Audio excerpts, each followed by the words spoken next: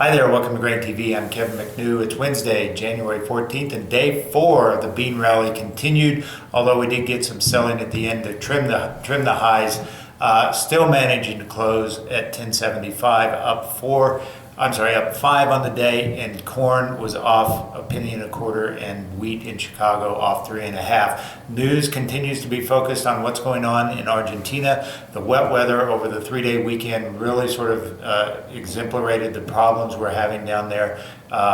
Flooding is going on, roads are being closed, and certainly the crop is seeing some problems there. Analysts are saying that the crop for beans is probably more in the line with 52 to 54 million metric tons versus USDA's expectations of 57. Now, this is obviously a wild conjecture at this point because we're still early in the growing season. It's really mid-July for their time of summer right now. So we're past the planting window. There's not going to be any replant for the flooded out beans. There's not going to be any planting for the beans that did not get planted. So really it's just going to be sort of a wait and see what happens when the water recedes. And as we look to the weather forecast for the rest of this month out to the end of January, we see dry conditions showing up in Argentina. So yes, there's been some damage, but the weather is turning drier for the next few weeks, which will certainly be helpful for the crop and potentially pressing the bean market. But in the time being, the bean market continues to trade this news, continues to push higher,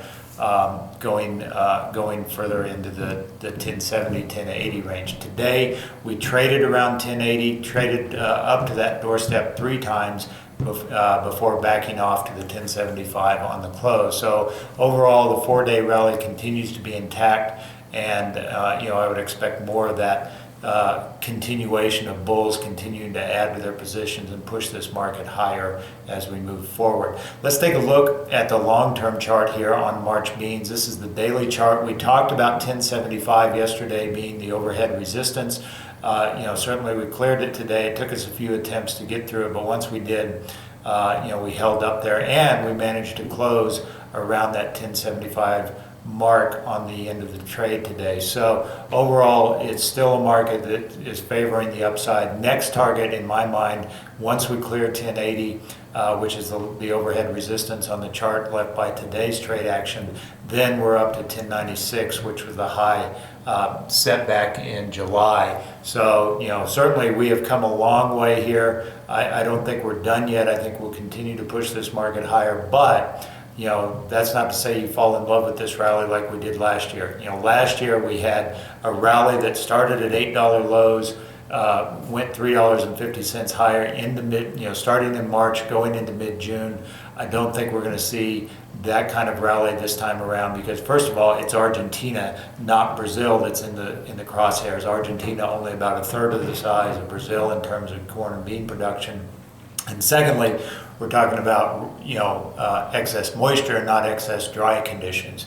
So certainly we can have the potential to see it dry out and certainly benefit the crop that did get planted this time of year. So keep that in mind as you're moving forward. I realize a lot of people have gone short here, especially ahead of the crop report. But this is a market that probably is not going to be lasting 2 to 3 months on the rally side here. So it is a time to be paying attention to what's going on. And speaking of paying attention, every morning, we're sending out our technical alerts to help you in your own trading situation. This morning, even though the market was off around 1063 on the morning break, we were calling for the market to move higher to 1071. In fact, we did do that. We cleared 1071, and like I said, we pushed as high as 1080. So if you're interested in that, in helping you in your own grain marketing situation, visit us online at grainedge.com, sign up for our free demo, get our trading platform, get our technical alerts email every morning, and see how it can improve